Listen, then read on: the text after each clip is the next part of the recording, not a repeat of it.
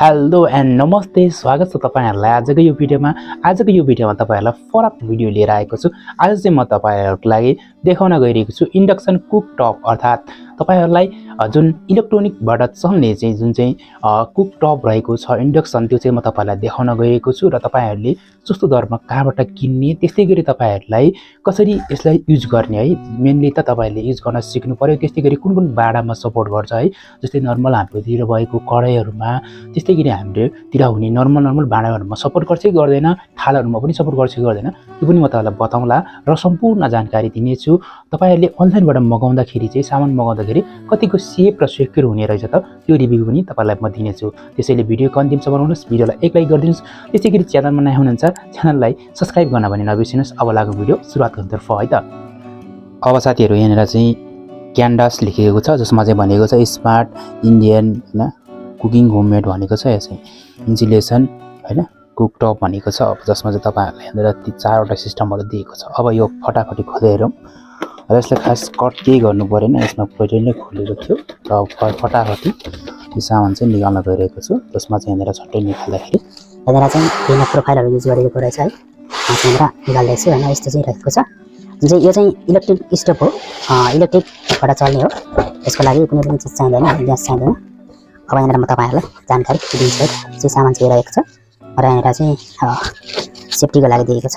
अनि अब यो सिधै म पोलिथिन हटाउन गइरहेको छु र यहाँ तलपट्टि यहाँ कन्डासको एउटा मेनुअल पनि दिएको छ जुन यो चाहिँ यस्तो रहेको छ, जुन चाहिँ एकदम ब्रान्ड न्यू नै रहेको छ। यतातर्फ हेर्ने हो भने यहाँनेर चाहिँ सिसा फिनिशिङ जस्तो सिसा जस्तो लागेको छ र एकापट्टि हेर्ने हो भने यहाँनेर खासै केही त्यस्तो दिएको छैन। यहाँ तल हेर्ने हो भने यहाँनेर केही हिटरका भागहरु देखिरहेको छ। त्यस्तै गरी यो तल्लोपट्टिबाट हेर्ने हो भने चाहिँ तपाईले यहाँ देखिरहनु भएको छ यहाँनेर चाहिँ मोडल नम्बर, त्यस्तै गरी यहाँ 210 भोल्ट र भोल्टेज चाहिँ यसले चाहिँ 1800 वाट सम्मको चाहिँ भोल्टेज चाहिँ निकाल्न सक्छ भनेको छ। यहाँनेर चाहिँ एउटा फ्यान पनि दिएको छ सेफ्टीको लागि है। यसमा चाहिँ फ्यान पनि दिएको रहेछ।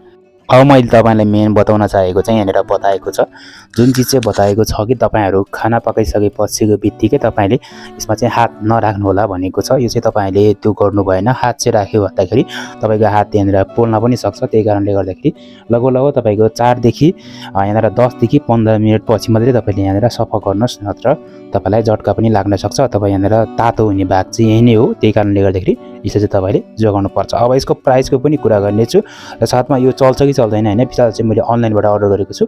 अनलाइनबाट अर्डर गर्दाखेरि कतिको सेफली कतिको राम्रो आउँछ यो तपाईलाई म बताउँछु। र तपाईहरु यदि अनलाइनबाट अर्डर गर्न चाहनुहुन्छ भने कसरी अर्डर गर्न सकिन्छ त्यो पनि म तपाईलाई बताउँछु। एकदम सस्तोमै हो। यहाँनेर चाहिँ यो प्लास्टिकको बोडी रहेको छ र यहाँनेर चाहिँ सिसाको दिएको छ है त। अब अरु ठाउँमा चाहिँ के छ कस्तो छ अब म तपाईलाई युज गरेर देखाउँछु। अब यसलाई अन गर्नको लागि हामी चाहिँ प्लग इन गर्न गइरहेको छु। अब हामीले प्लग इन गरिसकेपछि यस्तो खालको बटन देखाउँछ अथवा यसलाई चाहिँ अफ भनेर देखाउँछ। र अब यसको लागि हामीले टर्न अन गर्न जरुरी छ। टर्न अन गर्नको लागि यहाँ एउटा रेड बटन प्रेस छ, यसमा हामी क्लिक गर्दियौ। अब टर्न अन भयो। यहाँनेर चाहिँ 1000 हुन्छ र अब यहाँनेर चाहिँ के भन्दाखेरि यहाँनेर एउटा फ्यान पनि चल्न थाल्यो र यसलाई हामीले नर्मली यहाँनेर अफ पनि गर्न सक्छौं। मुनिको फ्यान छ त्यो अहिले यहाँनेर चलिरहेको छ, अर्थात यो फ्यान चलिरहेको छ। यो फ्यानले एउटा के गर्छ भने यहाँनेर कुनै पनि चीज तातो भयो भने चाहिँ यसले चिसो बनाउन चाहिँ मद्दत गर्छ। तल्लोपट्टि त्यो फ्यान दिएको छ। अब यो कतिको उपयोगी छ त्यो भने तपाईहरुले युज गरेर मात्रै थाहा हुनेछ।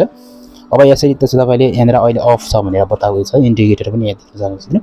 यसपछि तपाईले यहाँ अन गर्ने बित्तिकै यो अन हुन्छ अथवा 1000 भोल्टेज एकैचोटी निकाल्छ है त भनेको छ। यहाँ कुनै पनि खाली भाग रहेको कारणले गर्दाखेरि यो चाहिँ कुनै पनि यो सतह ततिरहेको छैन। फिलहाल यहाँ केही चीज बसाल्छ अनि त्यसपछि तपाईलाई म ट्राई गर्छु है त। जस यसलाई अहिले अफ गरिदिउँ।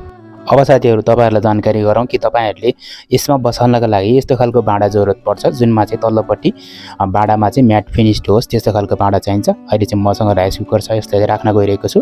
यस्तो तरिकाले तपाईले नर्मली यसरी प्रेस गर्दिनुस्। जहाँनेर चीज देखाएको छ त्यहाँनेर प्रेस गर्दिनुस्। त्यसपछि अब यहाँनेर चाहिँ हामी यहाँनेर पानी लगाउन गइरहेको छौं अथवा पानी लगाउनु पर्ने हुन्छ। त्यसपछि मात्रै यसले चाहिँ ततिको छ कि छैन भन्ने कुरा यसले काम गर्ने हो है त।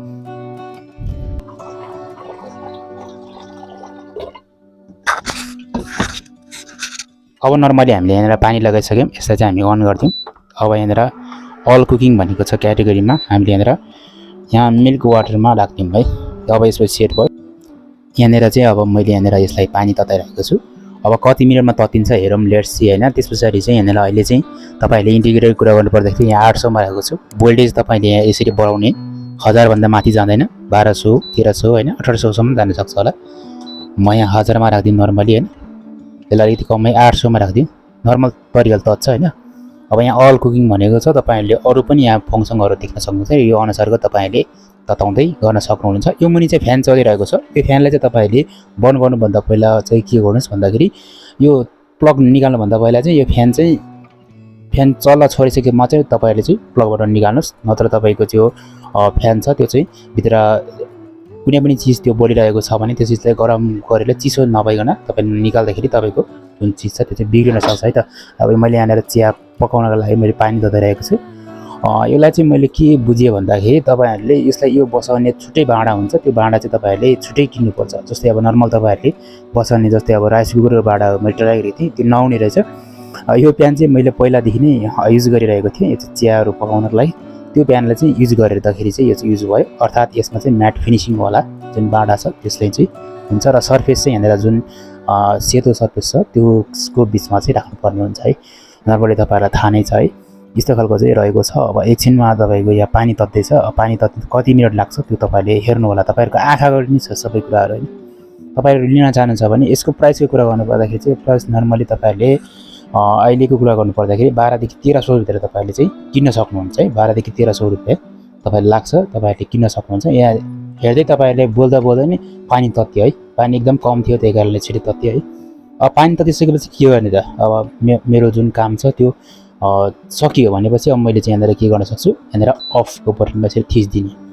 अब यो पानी उम्लिन छोड्यो है, अफ भनेको मतलब चाहिँ यो अब यसले चाहिँ काम गर्न छोड्यो। यहाँ तर जुन कुनै पनि तत्ने हिटिङ चिज हुन्छ त्यो ततिसक्यो अथवा त्यसलाई छोड्यो। अब यो पानी उम्लिन छोडिसक्यो मतलब यहाँनिर अफ हुन्छ। अब अफ भएको बित्तिकै अफ त भयो तर फ्यान चाहिँ चलिरहेको छ, मतलब यो के हो भन्दाखेरि तपाईले यो फ्यान चल्ने जबसम्म रोक्दैन तबसम्म तपाईले यो राखिराख्नुस्। अब फ्यान चल्न रोकिसकेपछि तपाईले के गर्नुस्, यसो चाहिँ प्लग निकाल्दिनुस् अनि मजाले तपाईले राख्नुस्। अब पछि तपाईलाई फ्यान चल्न पनि छोड्यो, अब चाहिँ मतलब तपाईले प्लग निकाल्नुस्। प्लग निकाल्दाखेरि एकदम समस्या केही पनि भएन। यो तरिकाले तपाईहरुले यसलाई युज गर्न सकिन्छ। र यसको चाहिँ एउटा काम चाहिँ के छ भने तपाईहरुले अरु भाँडाहरु राख्नुहुन्छ भने चाहिँ यसले काम गर्दैन के।